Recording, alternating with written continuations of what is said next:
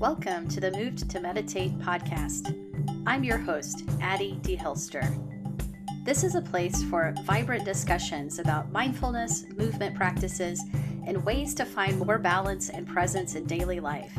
Here you'll find resources to help you progress on your path, as well as insightful conversations with mindful movement, yoga, meditation, and dharma teachers from a range of traditions.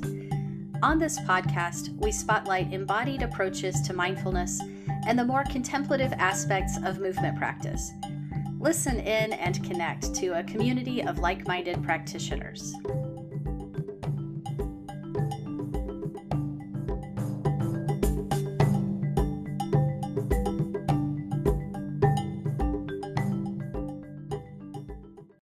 Hello, everyone.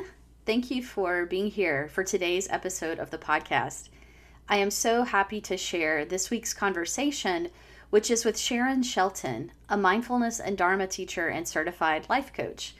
Sharon is really passionate about the power of community and how exploring mindfulness together with others can strengthen and enrich your meditation practice.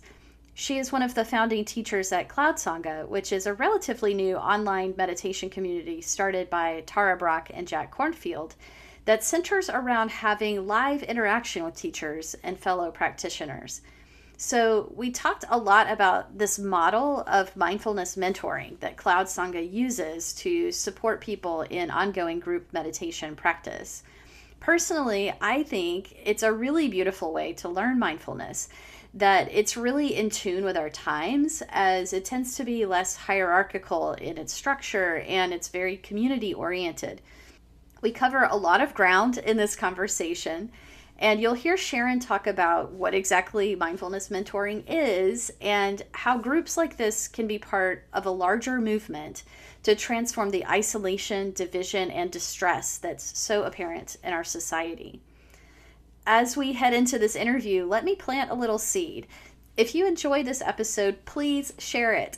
You can post this episode on your social media and let your friends know about it, or you could give us a review on Apple Podcasts, which is another great way to help people find this show.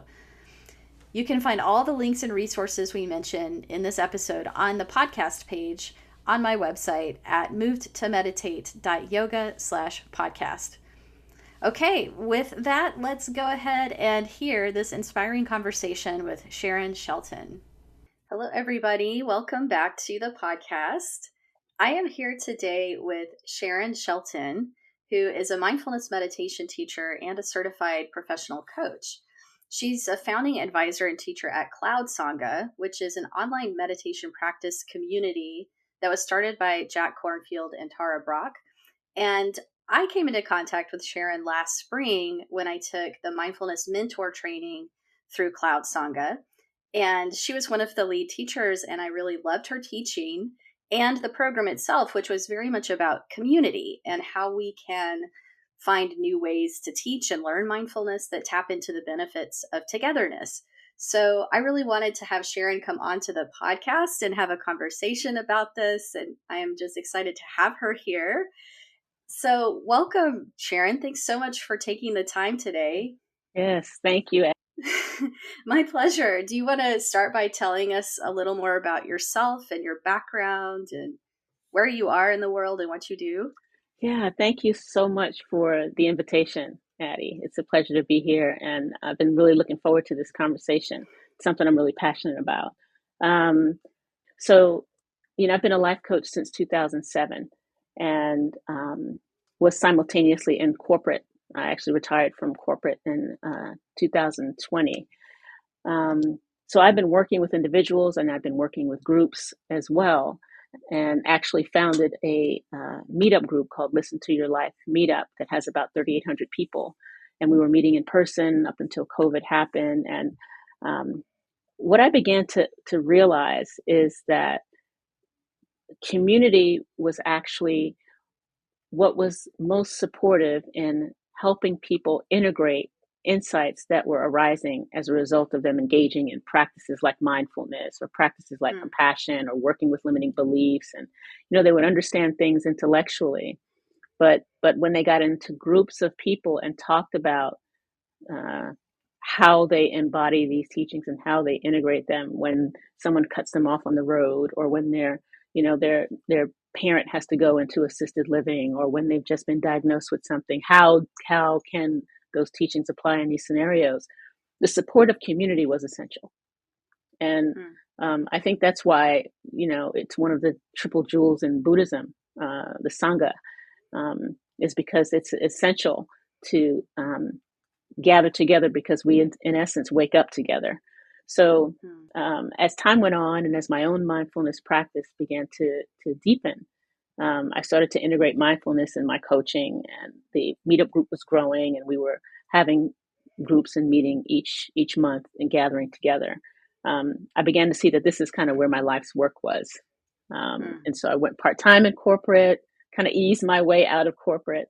And then ultimately in 2020, went full-time in coaching and mentoring around mindfulness. And so that's what I'm doing now. And right around the time I left corporate, I was approached by Tara Brach, who was a dear teacher and friend of mine. And she was talking about this organization that they were starting she was starting with Jack, called Cloud Sangha. And the vision for Cloud Sangha was essentially that, was to create opportunities for people all around the world to gather together to talk about mindfulness practice and compassion practices, and how we live awake. And so I got all fired up about it. So we actually launched that organization and those groups back in 2020, and it's been an extraordinary journey. So I mentor groups weekly, groups of 9 or 10 people on a weekly basis, and I have mentees who are in Israel. I have mentees who are in Shanghai and Oklahoma and Florida, Canada, all over the place. And again, these and are where are folks who, you? I'm in Raleigh, North Carolina. I'm in Cary, North Carolina, actually, which is just outside of Raleigh, North Carolina. So cool. So we all gather together and we talk about these practices, mindfulness, and working with our minds, and working with our bodies, and how do we live more skillfully in our relationships and at work, and how do we manage our stress, and how do we age in a way that generates less suffering for ourselves. So and it's just been an extraordinary journey. And so that's yeah, such perfect timing that Cloud Sangha started, like that coincided with the pandemic, and I'm sure the planning was already in the works, because something like that doesn't come together that quickly. Correct. But the pandemic really made it obvious how isolated we are and can be. And I think, we were already kind of siloed in many ways before that, but having the experiences of needing to be home and not be going out to our social groups, it really put a fine point on that. And I had the experience of moving to a new state during the pandemic, and it's been such a slow process of like meeting new people and getting rooted in the community, because obviously all of that is still with us. Yes. So I really appreciate this, ethos of Cloud Sangha, that is like we could have a shared interest like meditation, and people can come together and really connect on a deep level. Yes, it's really remarkable to see just how quickly people are able to connect with each other over Zoom. When I was doing coaching, contrary to what a lot of my colleagues were doing, I didn't do any of my coaching online. I did all of my coaching in person and locally. And when I retired, that was my intention, because this is before the pandemic, right before the pandemic. That was my intention because I didn't think you could connect with people in this way. There's no way you can establish a deep connection. You can't fall in love with people on Zoom. It's just not possible. So when the pandemic happened, I had no choice. So I moved everything online.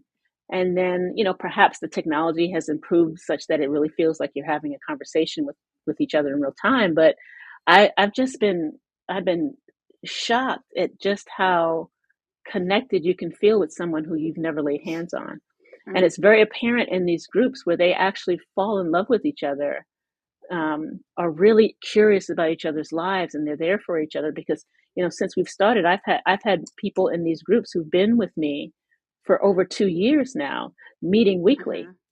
right? And so some of them have been together for this period of time and have uh, watched deaths and grieving and diagnoses and difficulties with children. And so I've seen the power firsthand of of, of tapping into our collective belonging in a space that's safer than they would know, and as a result can be braver.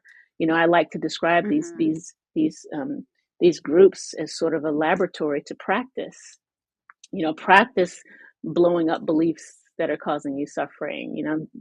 Practice challenging conditioning, um, and actually hearing me too, so you don't feel Mhm. so alone and so different, Mhm. and so maybe there's something wrong with me.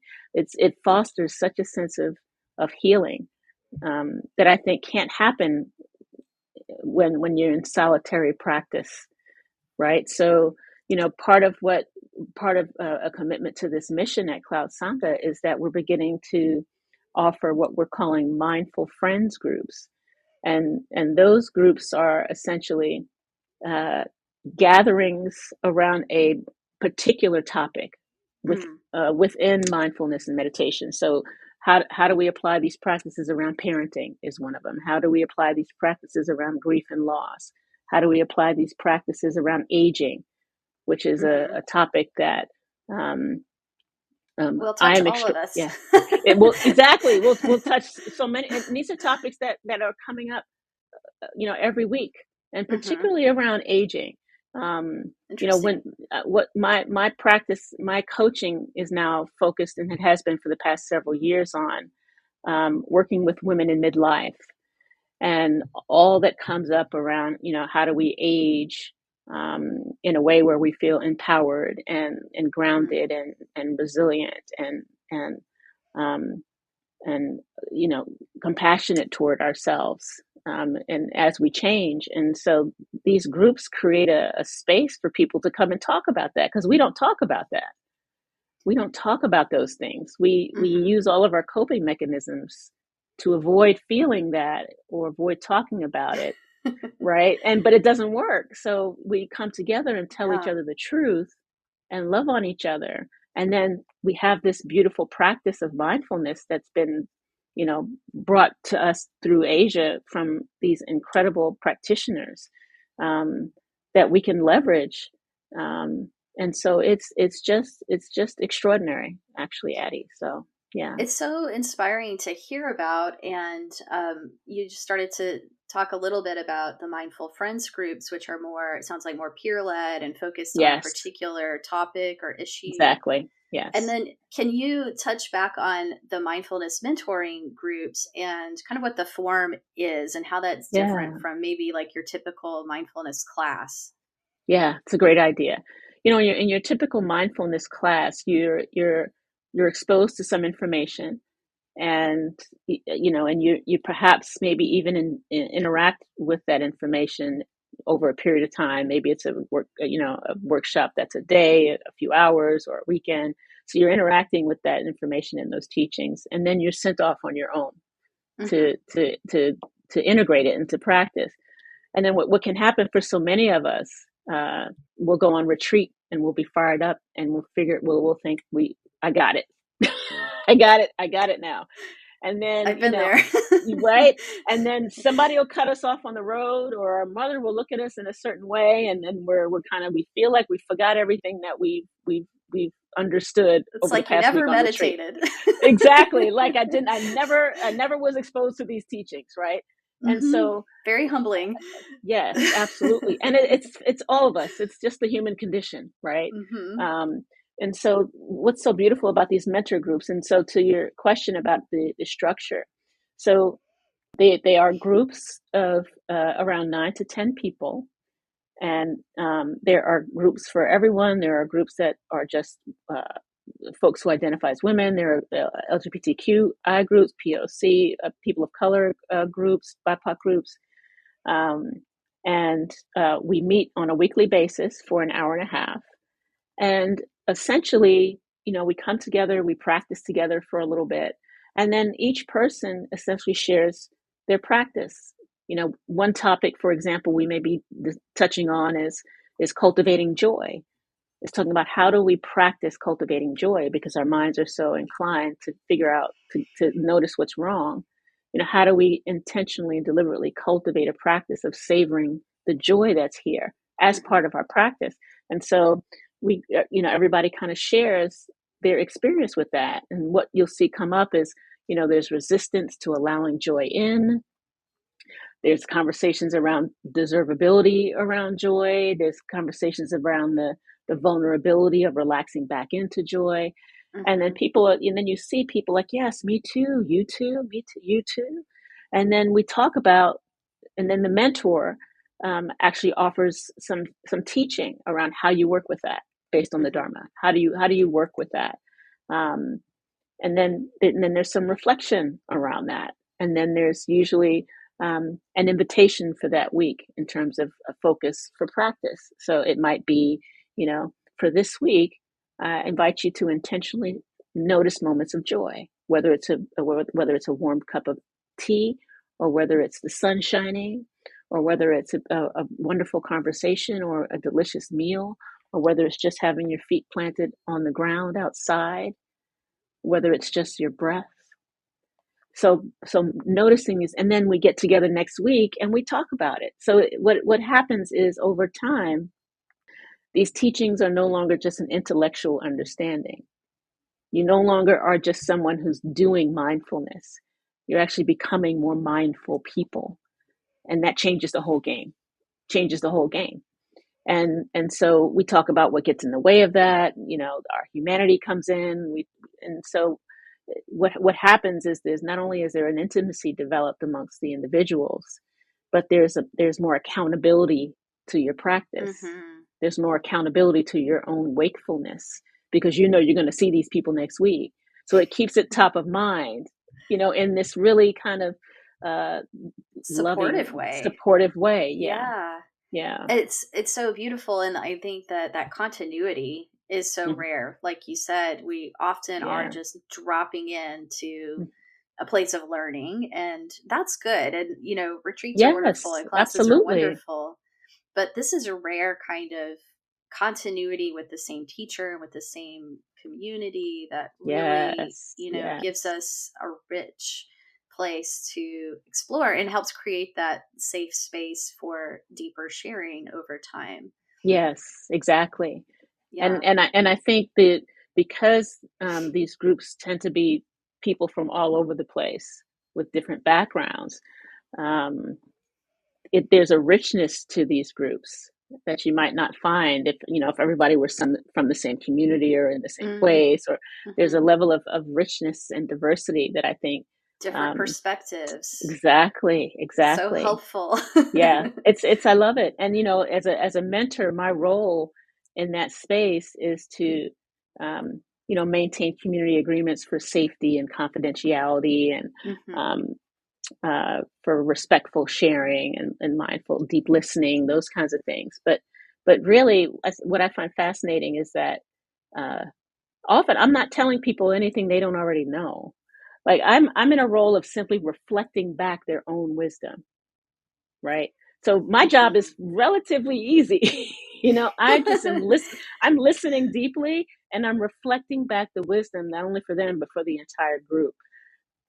And so that's been a beautiful noticing over these past years, is that people know for themselves. It's just so challenging when we're living in a culture or working with these nervous systems and these brains and these perhaps traumas and conditioning that often obscure our inherent freedom. And so we need the support, I think, of the Sangha to continually come back to wakefulness, because it is challenging. And when we fall asleep, when we flip the guy off on the road because we've just had a bad day at work, it encourages us to not go to war with our humanity. To be compassionate and say, well, that's me just being human. because folks bring that to the group as well. And they're like, me too. And what was going on there in that moment? What did you notice in your body? What stories were you telling? And so it just becomes these beautiful mindfulness bells, where these times that can be really challenging, where we all tend to collapse around our conditioning and coping mechanisms, they instead turn into these mindfulness bells that are reminding us to practice, right when we're perhaps triggered by something. Instead of that something's going wrong, I need to fix it. Instead, we say, it encourages a certain level of curiosity. Because you're engaging in these conversations every week, you're becoming more curious because you heard something in that group, and so there's a lot more spaciousness around all that's arising, which is what the fruits of practice is, to see the space around all this passing phenomenon, not take it all so seriously. It's like it becomes less of a performative mindfulness and more, yes, of a looking like a good meditator. Right, but we right. can start to really go deeper. And, sometimes we'll say that, your practice is going deeper when you start to get excited about feeling, oh, I'm angry. Let me look at this. You get excited for those opportunities that maybe even it's not something unpleasant that's coming up, but you start to see it as part of your path. And that's part of how you know that your practice is progressing. Yes. Not that you no longer have reactivity, but you are relating to it so differently. Exactly. So well said, Addie. I had a teacher who passed away, my beloved Sherry Maples, and she told me years ago that just what you said, that she gets excited at those moments where she gets irritated or triggered. And when she said that years ago, I was like, yeah, right. I'm like, no, there's no way. And then now, over the years, I'm like, oh, that's what she meant. That's what she meant. So yeah, it's exactly what you're talking about. Yeah, and it leads to this degree of moving through the world with a bit more agency and freedom. But to do that on a regular basis, we need community, because we have these human brains and we're interacting with the other humans. Darn these human brains. Yes, these human brains. Just kidding, but we gotta love these. Gotta love these human brains. Yes. But it's also, I think so useful having the mentor facilitating the group, because I've been in other groups around meditation that were peer led and where I love the people, but there were always little quirky things where, someone would take up too much time talking too much. Someone would start talking about what was on the news for 20 minutes, it's so helpful to have a facilitator to kind of balance that and keep the group on topic and to keep things moving and to kind of draw things out and tie things together. So I really appreciate that about, the way these groups are structured. Yes, and that is so true. I remember Tara Brach telling a story, and I'm probably going to butcher this, but I hope I get the essence of it. She was saying something about how porcupines, in order to stay warm, they have to stay together, and they have to stay close to each other to stay warm, to stay alive. But in the coming together and the staying close to each other, they prick each other. And then there's always a porcupine that'll go off and say, I'm tired of getting pricked. And they'll go off by themselves and they'll die. They'll freeze to death. So it's kind of like the nature of our humanity is we're going to prick each other.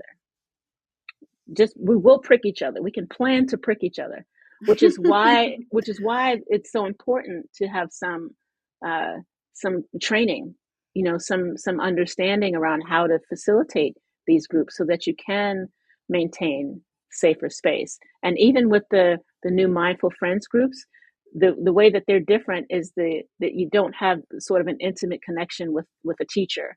It's more like a Kalyanamita group. I'm not sure if you're familiar with KM groups, but even those facilitators of those mindful groups, they will have training in facilitation.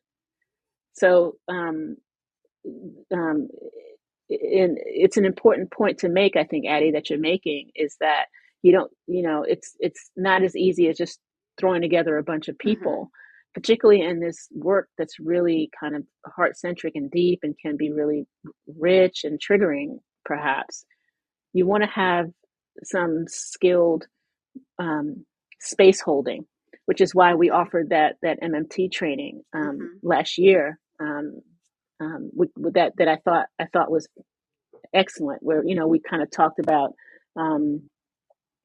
Well, of course, I'm going to say it's excellent because I was the lead teacher, but I I thought thought it it was. was excellent as a Thank participant, you. so Yeah, I'll give you. thank you, thank you. I I mean, will validate that. thank you. We spent a lot of time developing that curriculum. Janice Gates and we collaborated with Jack and Tara and Ann Cushman, and we were very intentional about the pieces that we wanted to make sure we covered. Like, how do you navigate conflict? How do you Mm-hmm. work with people who perhaps take up more space?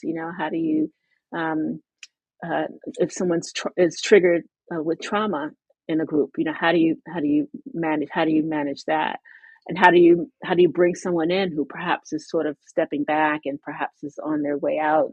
So there's a lot to think about and be aware of when you're facilitating groups of people who are from all over the place, and so. Mm-hmm. Um, so all of our mentors in Cloud Sangha have gone through some mentor training, are seasoned teachers who are often teaching retreat and so who are very familiar with holding space.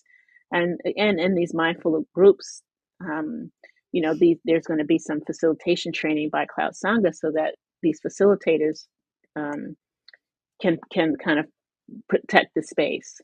Put some guardrails a little on like Exactly. how it operates. Yeah, Yeah. it's so Yeah, for helpful. sure. Yeah. So that everybody feels safe. Yeah. Yeah, and that's the key to being able to practice deeply together. That's like a Yeah. prerequisite, Yeah, really. absolutely. One of the other things that came up a lot, one of the sort of differentiations in the training was what is the difference between mentoring and coaching? And since Ah, you're a coach as well, you're the perfect person to ask about this kind of nuance between these yeah, forms. yeah. Great question. And so in coaching, you typically working with someone in a particular area of their life, and they're trying to go from point A to point B. Hmm. And you're helping them develop the skills and navigate all the roadblocks and challenges that are preventing them from going from point A to point B, whether it's beliefs, whether it's habits, whether it's skills and resources that are needed, whether it's accountability for consistency, yada yada yada. So coaching is more focused on moving people from point A to point B, whereas mentoring, you're accompanying someone on their own path. Yeah. I love So that. it's you're they know they have all the answers. And what you're doing is you're walking alongside of them, and you're guiding them, you're encouraging them, you're connecting the dots for them, you're reminding them of their own wisdom, you're offering compassion when it's difficult. So you're accompanying them along a path that is their own unique path. So the mentor has no agenda. Hmm. Whereas as a coach, I have an agenda. My agenda is to help you get from point A to point B, right? But as a mentor, I have no agenda except to accompany you on your own unique, beautiful path. And that's the distinction I see in mentoring. And obviously, there's some overlap because you were working with the Hmm. mind and all the things, but the intention, I think, is different. I love Yeah, that. And I think that mentoring fits very well with a practice like mindfulness that's inherently not goal oriented. right. I mean, there's techniques and we can learn and develop skills, but it's not that there's an end point where we Yeah. have achieved it. Yes, yes. So, I haven't met anybody who's enlightened as far as I know. So, yes, we're all on this path, right? Yeah, right, yeah, right. We continue to practice ongoingly. And so, mentoring and walking alongside makes sense, as opposed to kind of the more goal focused form yeah, of coaching. yeah, yeah. Yeah. And I think both are beneficial, but the mentoring piece, I think I'm really, really enjoying for that reason because I get to accompany folks and the interaction is often very reciprocal, frankly. Hmm. As I accompany folks, I'm also practicing in Mm. my and I'm hearing from them, I'm learning from them. I am in the role of mentor, obviously, and that's very clear. but it's never just one way. How could it be if we all belong to each other, right? So Mm-hmm. there's ways that my practice has grown and deepened as a result of my interactions with these amazing people.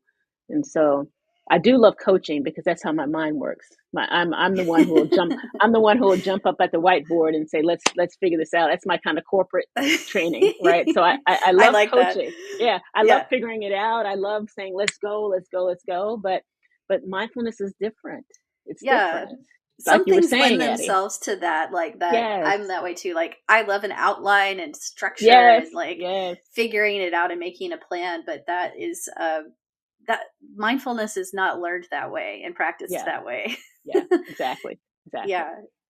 I love like this whole idea feels less hierarchical in For a sure. way, and less hierarchical than some of the traditional ways that mindfulness is learned. Not to say one is better than the other, but for Hmm. some of us I think that maybe the learning comes more easily in a space that doesn't feel like quite so rigid in Mm, those like those roles, if that makes yes, sense.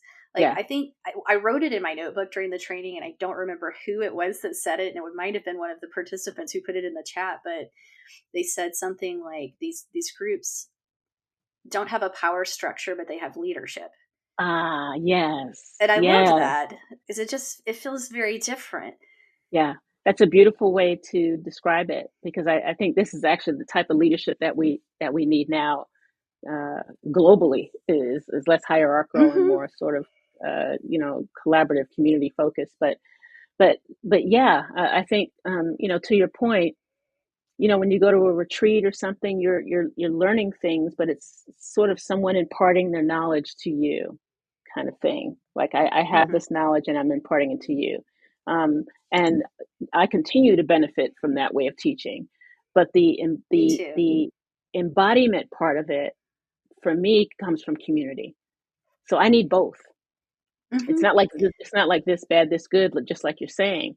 But I think we've privileged that hierarchical way of communicating these teachings, and I think what we're seeing now, gratefully, is a less hierarchical approach, and that's what Cloud Sangha is part of that movement. I think.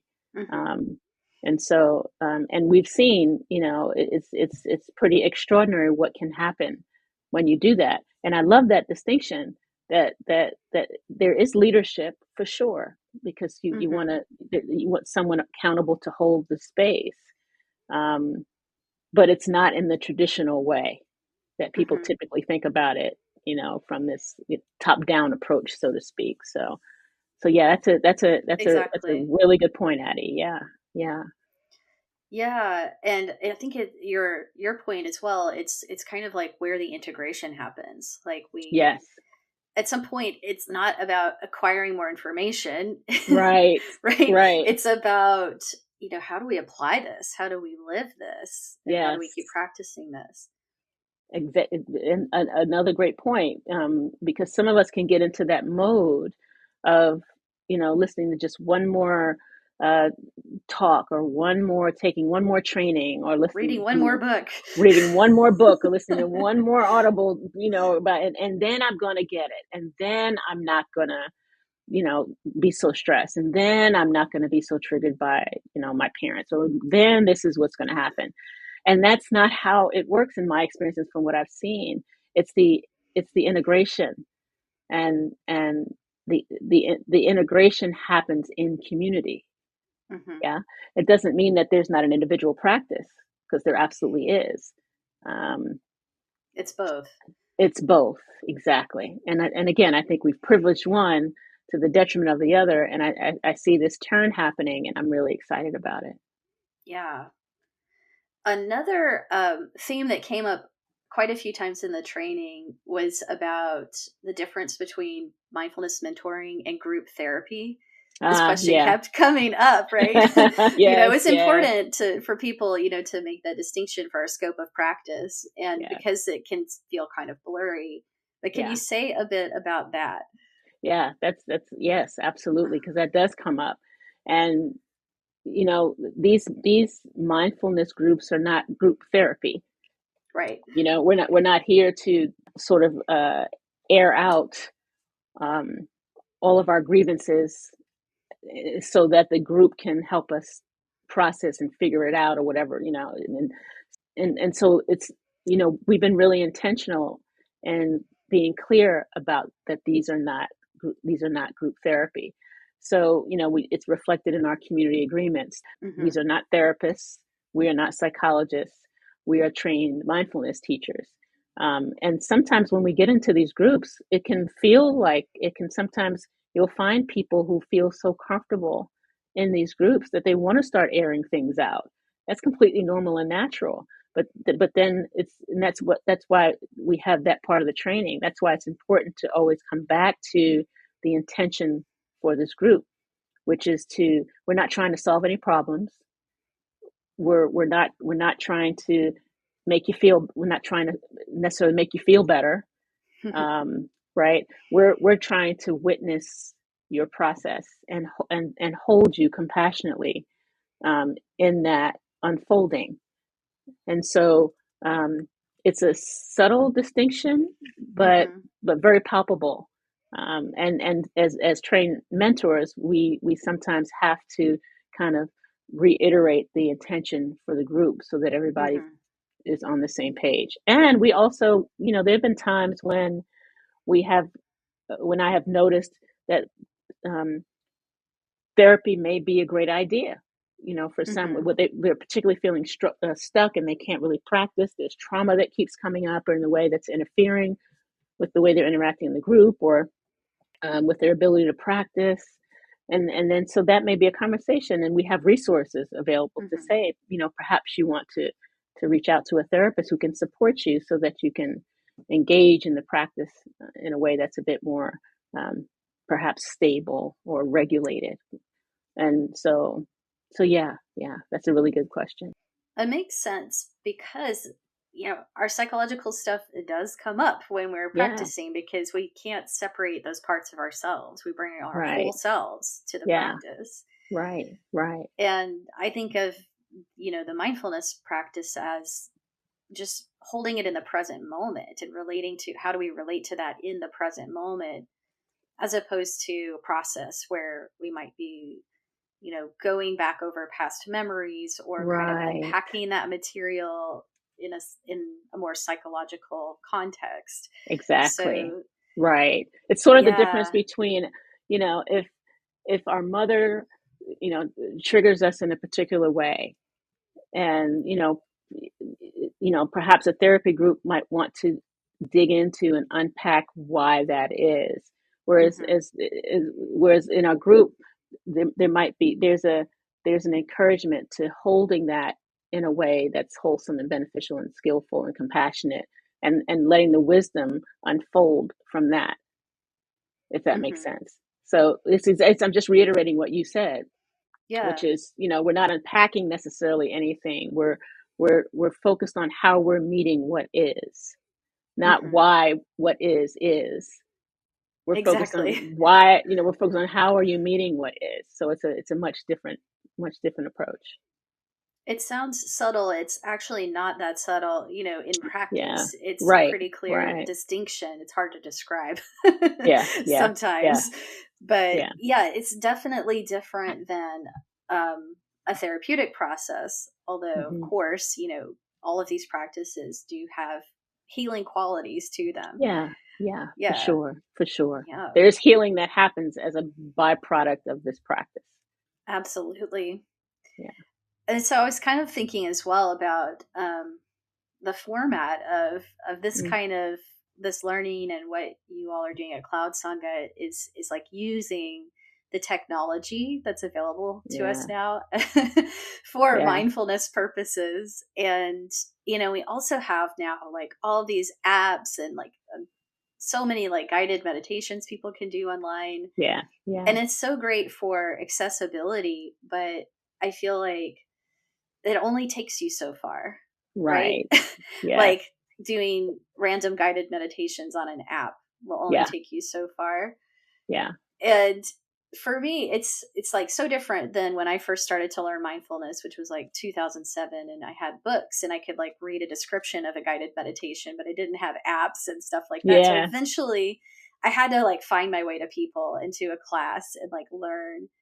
So I wonder if you think about that, if you reflect on like how the learning of mindfulness has even changed Yes. here in our context in the last however many years or since you started to learn and practice. Yeah, I mean, I did the same thing when I started. You just read it out, or you went to a teacher, you just went to retreats, or you went to a class or something. But and it's a beautiful thing that all of these apps are available. Like Home and Headspace and Insight Timer. I mean, Calm. I mean, it's an amazing resource. But like to your point, Hmm.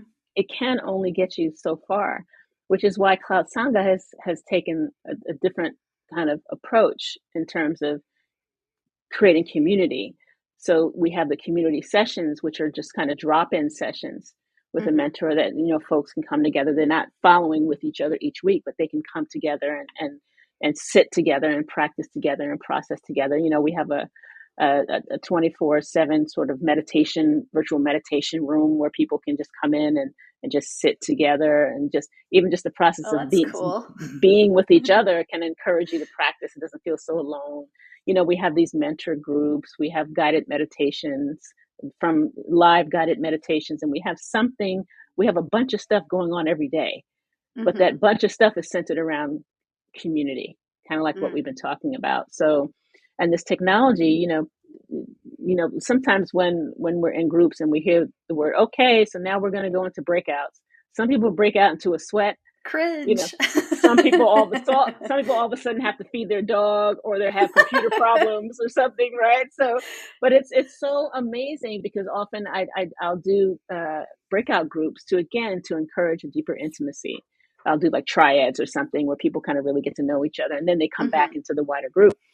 And if there's always, doesn't matter who it is, there's always that little sense of anxiety that pops up. And then I'm like, okay, well, let's use that as a practice. What's arising in the body, yada, yada, yada. And then when they come out, people come back into a breakout room, and then the faces pop up. Everybody's face is like, just like so happy and smiling, and like, oh my God, I just fell in love with this person, and yada, yada, yada. Aw. So it's just so funny to see, because that happens to me too. I'm like, oh, that sense Hmm. of vulnerability comes up. But when we get into those spaces, there's something that happens. And so the technology allows us to do that. And Zoom is always, we use Zoom, but there's a lot of different platforms out there. But they're always adding these features that are related to trying to get people to engage with each other. So we're constantly looking at ways that we can leverage that, because we Hmm. see that people connecting in this virtual environment is actually a good thing. I don't think it'll ever replace, nor should it ever replace face to face. Hmm. But it's an extraordinary complement Hmm. to all the ways that we can tap into our sense of belonging to each other. Speaking of which, we live in very divisive times, and Yeah, there are so many like new controversies every day, it feels like. every day. It just Yes, feels like an yeah, argumentative world in a way, and people yeah, are quite isolated and disconnected from each other in so many ways. And yeah, so when we participate in or we build communities like this around things that we're learning or that we care about, like a meditation group, do you think this is part of, maybe a broader ripple in society? Is this bigger than just a few people learning to meditate? yes, absolutely. I think without a doubt. And this wave, we're calling it a movement. I think perhaps is in response to the increasing divisiveness that people are seeing and feeling, and really understanding that, oh, that's not it. Like, oh, this sense of disconnection and isolation and self-righteousness, that's not helping me feel any better. It's not, so I don't think that's it. So I you know perhaps I'm more open to exploring um different ways of relating to others. And so I think there's maybe a backlash movement of people wanting to find ways to connect with each other Mm. because it's so divisive and because they recognize that that's not sustainable. And so, often in these groups, people will come together. And obviously, if we're talking about, I think Cloud Sangha has over 800 members now in lots of different groups. And so you're going to have people who come to these groups who have very different perspectives on some of these Mm-hmm. hot button issues, which is why we have the community agreements in place, which is why we're very clear on, respectful conversation, and we have those guardrails in place. But what I find interesting is that there's not a whole lot of conversation around this specific hot button issues. There's more conversation around the impact of all that's unfolding on their lives. Mm. So they're less focused on, let me try and, you know let me grasp on to even tighter to this belief, and Mm-hmm. then bring this into this group and have that particular identity in this group, and yada yada. Mm.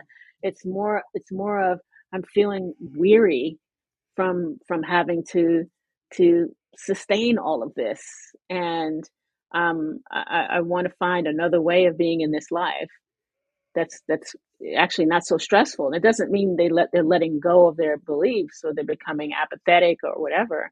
They Mm-hmm. want to find a different way of relating to that doesn't create so much disconnection and agitation and dysregulation, um, Internally and externally. internally and externally, and internally and externally, And right? both. So both, Yes. right? So Like the it's sutta says, yeah. yes.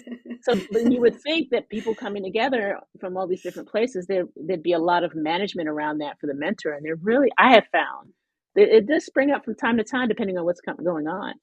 But it's even those conversations are held in this space of compassion and deep listening and curiosity, because Mm. because that container has been created. Yeah. Mm-hmm. So so um so yeah, I see this movement toward community. I see that growing, and then there's going to be a backlash, obviously, of people who are really committed to divisiveness Mm-hmm. and profit perhaps from that divisiveness. So there's going to be that push, and then, so how do we respond to that? How do we be with that in a way that's skillful, so that we can come out of that place and advocate for the world that we want to see, but not from a place of uh, dysregulation and agitation, but from a place Mm-hmm. of stability and groundedness and clarity and connection and belonging and community. And that's difficult because we're getting hit every day, Mm-hmm. which is why we need resourcing, um, to stay committed on this path, and community or sangha is part of that resourcing. Taking good care of ourselves, guarding our sense gates is part of that practice. you know uh, uh, Going on retreat if you can, or even just taking a mindful day or a mindful afternoon is part of that path. Practicing informally, whether you're driving in your car or folding your clothes or washing your dishes or walking from room to room or sitting in the middle of a meeting. How do you remember to practice taking deep breaths? How do you drop back into the body? How do you remember that there's this distinction between the mind and body is artificial? Mm-hmm. I mean, neuroscience and psychology has already proven that demarcation is artificial. And so how do we remember to attune back to ourselves when we've sort of gone off, into all of this sort of, papancha, or just this rumination? How do we see that and say, oh, I did it again, and without judgment, keep coming back, so It's so beautiful, like what you're describing, so beautiful that like people can have very different perspectives and come into these groups and these contexts and not be there to debate each other or figure it right. out or decide who's right and who's Yeah. doing it right and whatever, but Yeah. to see each other's humanity, Right. actually, to see where people are coming from and maybe not to agree with the surface of what they're saying, but to just at least see their humanity and to Yeah. practice alongside them and to kind of trust the unfolding of that. And I think that's just really beautiful space. It's so rare to Yes, find. it's really rare, and understandably, because it can be vulnerable. It can be vulnerable. So I'm always so inspired and sometimes astonished by the level of courage and commitment and sincerity that folks show up with in these spaces in the midst of some really intense personal situations and this sort of global nonsense that we often have to deal with. So I'm just so struck by the courage of folks to be in that vulnerable space, um, and to trust the sangha, to trust the community, you know. And that doesn't happen right away, but I'm shocked at how quickly it happens over in this virtual space. And I don't know if it's easier when virtual. I don't know. I'm really curious about that. Is it easier because it's virtual to sort of relax into that safer space, or I don't know, but it It may be happens in so some ways quickly. Maybe for because some people, you're right? also in your own home space, in your own comfort Yeah, zone, and yeah. all you have to do if you panic and run away is just flip the lid of the laptop down. Right, right. I think that's such an interesting thing. I mean, I wish somebody would do a study about that, because Yeah. and again, it's up to the mentor. I happen to be a really casual teacher, so I don't, I encourage people to pretend that we're all just kind of sitting in a circle and we're just talking to each other. And so you don't need to have the Hmm. perfect background. You don't need to not get up and go pee. You need to, it's okay if your grandson or somebody or your dog, wants to join the sangha. So yeah, I think that's interesting because it does happen in these spaces that there's a level of dropping in, that I had not anticipated. So Hmm. yeah. Yeah, it's interesting because, like, I also know being in a room with people, there's even physiological things that happen where, like, our Yeah. heartbeats can co regulate and our breath changes, and Right. it's like our nervous system's attuned to each other. But Yeah. I don't know if we know, like, how much that's happening online. Maybe that is Right. happening online. I think in some ways it is, Addie. I mean, I don't know, just anecdotally, but I do, because I see some of that. There's an energy that I can often see that goes around the group. Hmm. Like sometimes I'll do a check-in, and the check-in might be around a joy. Share something joyful, because we often don't recognize those, and share something joyful. And as I go around the room, you can just see, there's some that came in, because some people are joining these groups at 5 a.m. their time. Mm. We have groups at all different times, but this is in this example. And sometimes she'll be really tired, because it's 5 a.m. She'll be just exhausted. And then, as the group goes on, she's just like, oh my God, this is like the best thing. I can't believe, so I think there is something happening when you're looking at people's faces and their body language, especially if they're relaxed. I think there is some something that's happening that is not the same as what's happening in person, obviously, but I think there's something there. I do too.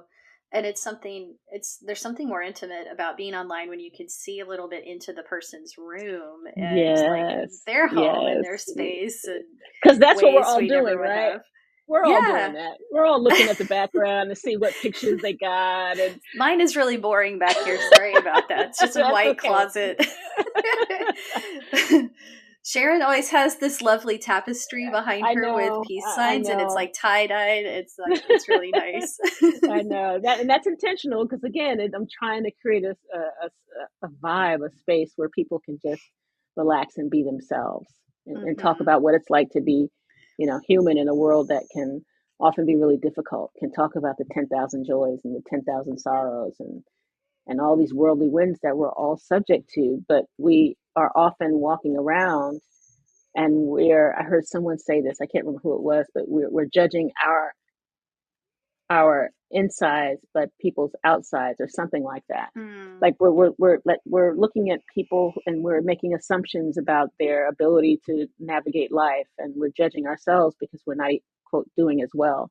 And what Mm-hmm. happens when we get in these spaces and we start telling each other the truth, it blows away a lot of that useless comparison, because we're Mm. like, this is the human gig, and so how do we navigate all of this with less suffering and more joy and more compassion, and use all that's arising in our lives as these sort of mindfulness bells that are always going off as an invitation to practice. And that's so easy to forget. And as I always remind myself, and I remind those I work with, that the point is not to not forget. Like, good luck with that, right? The point is not to not forget. The point is to remember faster and faster. I like that. That's it. So we don't have to judge ourselves when we forget. We're like, oh, I forgot. Then we'll say a mindfulness bell goes off. So we don't, if we approach it that way, then we don't need all our strategies to try and fix it or solve it or deny it or whatever we do. We can see it as an opportunity to practice. And then what are we practicing right in that moment? Are we practicing presence? Are we practicing curiosity? Are we practicing patience? Are we practicing compassion? Are we practicing um, uh, equanimity? And that's the only way these practices become more embodied and more integrated, is the more we use these everyday moments as opportunities to practice, because whatever we practice is going to get stronger, because we're practicing something every day anyway. We might be practicing anxiety, we might be practicing fear, we might be practicing self-judgment. We're practicing something. So this invitation is really about to being deliberate about what we're practicing, and practicing in a way that's going to lead to our own liberation, and by extension the liberation of all of us. But again, it's great to talk about, but right in that moment when you stub your toe or when somebody says something crazy to you, it's not as easy. But that's why it's a practice, right? And that's why we need community to Mm-hmm. remind us that just keep coming back to the practice. We're all in this together. Like Ram Dass says, we're just walking each other home. Yeah. So yeah, Yes, to all of that. Thank you. yeah, thank So, you. Sharon, how can people find you online or at Cloud Sangha or through your coaching and connect if they have more questions or want to work with Yeah. you? Yeah, thank you. Thank you. This has been a wonderful conversation. If folks are curious about what we're doing at Cloud Sangha, they can just go to cloudsangha.co/Sharon Shelton. Really simple. cloudsangha.co/Sharon Shelton. And if they're curious about me and the work that I'm doing, it's my URL is just SharonShelton.com. Really simple. I'm really excited in particular about a course that I've created over these past couple of years. It's focused on women thriving in midlife. And so Hmm. it's this real comprehensive online program, self-paced program that has a bunch of videos, a bunch of worksheets that I'm Cool. really excited about. So that's on my site as well. Women thriving, yes, women thriving in midlife. So I'm really excited Perfect. about that, because the feedback I've gotten has really been great. So yeah, I'm just I keep practicing. I keep practicing in community. Uh, uh, I keep cultivating joy and compassion and gratitude. So I'm really grateful that you reached out, Addie, and I hope we continue having these kinds of conversations. But it's been an absolute joy to be here. Thank you so much. I really appreciate your teaching, and I really appreciate you taking the time to do this and to Yeah, of share with course. others. And I know people will really enjoy this conversation. And I will put links to your site and those Okay, resources on the podcast page on the show notes so people can find them easily there. awesome. But yeah, thank you again, Sharon. This has been really inspiring. You're welcome, Addie. Thank you so much for inviting me. And take care, everyone. I wish you well. So that's today's episode. If you enjoyed this conversation, please share it with a friend and or leave us a review on Apple Podcasts and help others find us that way. To learn more about my work, the Moved to Meditate class library, live online classes, teacher trainings, and private lessons, go to movedtomeditate.yoga.